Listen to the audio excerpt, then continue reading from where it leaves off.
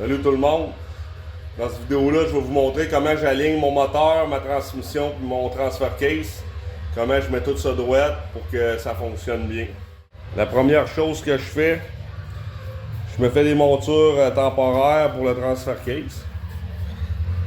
Dans le fond, je me fais... Celle en arrière, j'utilise un fer angle que je tiens avec soit une serre ou des vice grips. Celle-là ici, je mets juste une plate, un quart en dessous du frame, celle-là en avant.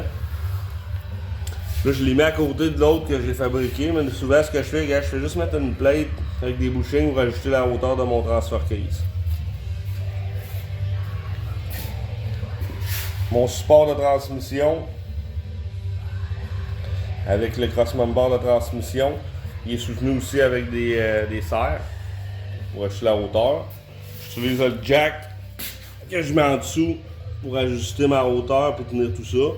Je rajoute des straps, des benders pour ajuster et tenir. Le moteur, je fais la même affaire avant de souder les montures.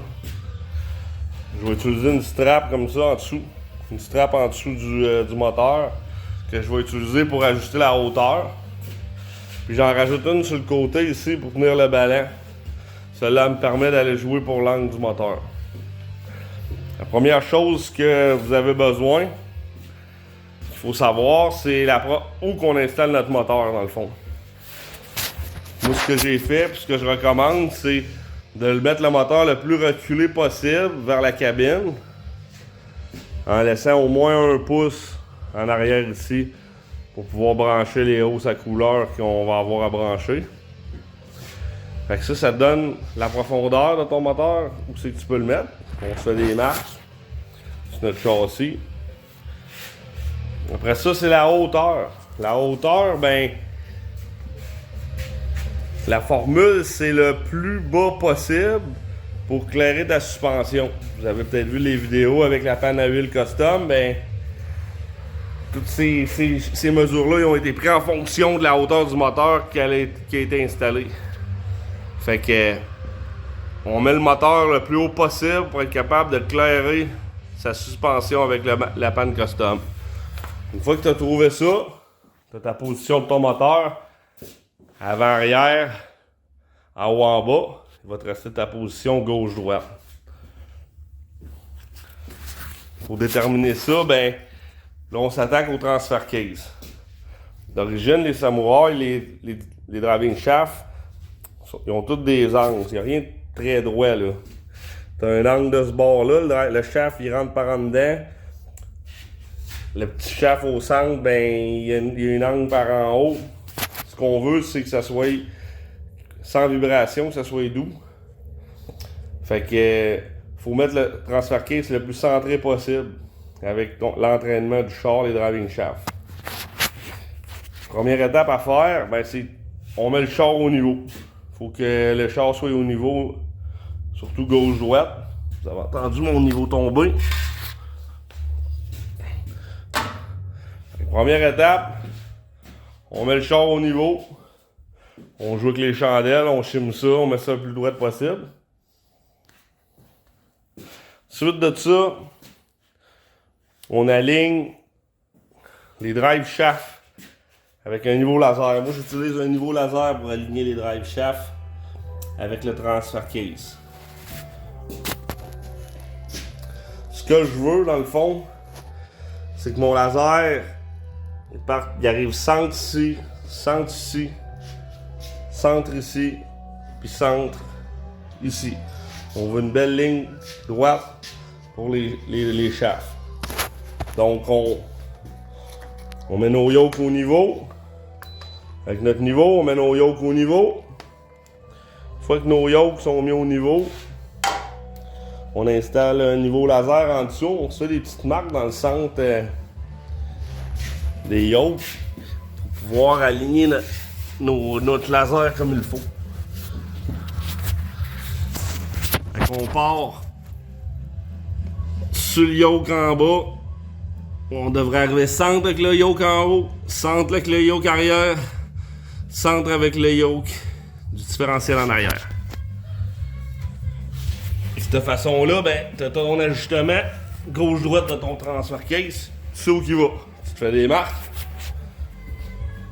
Après ça, tu l'ajustes avant-arrière.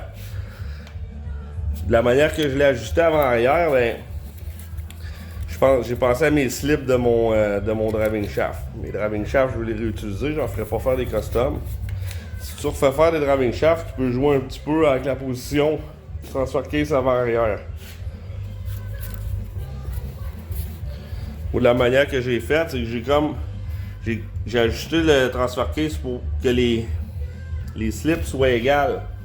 Dans le fond, en avant et en arrière. Fait que là, tu as ta position comme ça, ton transfer case. Puis avec le laser en dessous, ben, tu as ta position comme ça. Il te reste à jouer un petit peu avec la hauteur. C'est là que tu vas chercher tes angles. La transmission, ben, celle-là, c'est la transmission du 4x4. En enlevant le transfer case, on peut installer directement là, l'intermediate shaft d'un Samurai en le raccourcissant. Fait que l'étape après, c'est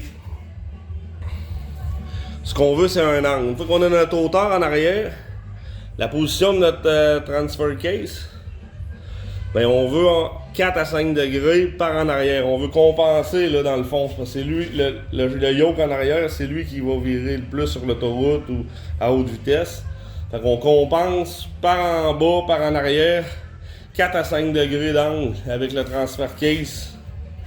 On veut que le yoke au centre soit aussi droit, même chose, veut qu'il soit parfaitement droit puis parallèle à la transmission. Fait qu'on va aller chercher 5 degrés avec la transmission. On va avoir le même 5 degrés que le moteur. Fait ça, il faut jouer avec la hauteur. Ayant déjà le transfer case, la position, ben ça te donne ta position de ta dernière position du moteur, la celle qui est gauche-droite qui te manquait.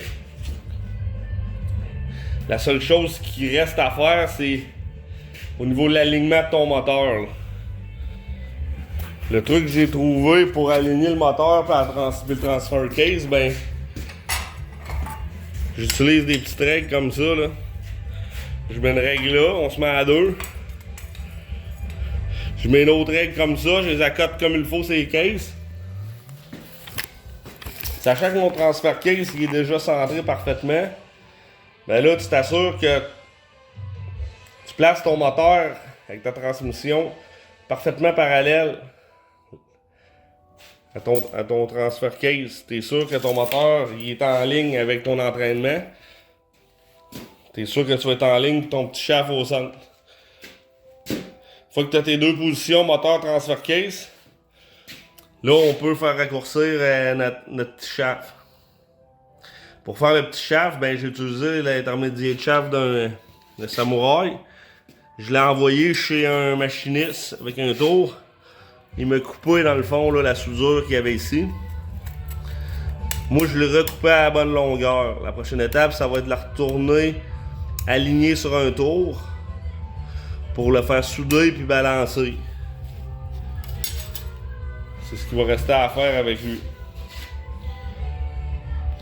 Fait que c'est ce que ça donne pour l'alignement. Il faut dans le fond aussi que la transmission, là, faut aussi qu'elle soit au niveau gauche-droite. Tout ça va ensemble. J'utilise un petit niveau comme ça sur le moteur, sur la transmission pour la mettre droite. La transmission est en droite, ça donne une petite angle là, sur le moteur. Vous avez sûrement dû voir que ça avait l'air d'origine. Les transmissions de Vitara sont installées droites. Ça donne un clan, le moteur est un petit peu sur le côté. Fait qu'en montant ça comme ça, on s'assure d'avoir un setup c'est que les angles sont réduits au minimum puis vont travailler le mieux possible. Parce qu'il faut pas oublier, c'est quand on parle d'angle, il n'y a pas juste l'angle en haut en bas du yoke qui compte. Quand on parle d'angle de yoke, on parle de l'angle total. On parle de l'angle en haut en bas puis l'angle gauche à droite. Fait que si tu en rajoutes gauche à droite, faut que ça rajoute de la vibration. C'est pas bon. Fait qu'en les mettant le plus droit possible, ils vont travailler ils vont avoir moins d'angle possible, donc travailler le mieux. Fait qu'une fois tout aligné, calculé, on peut taquer ça en place. faire des ajustements mineurs. Des fois, tu peux rajouter des washers en dessous des bushings. Tu peux travailler un peu, si tu veux, de la précision rendue à la fin pour ensuite réajuster tes montures.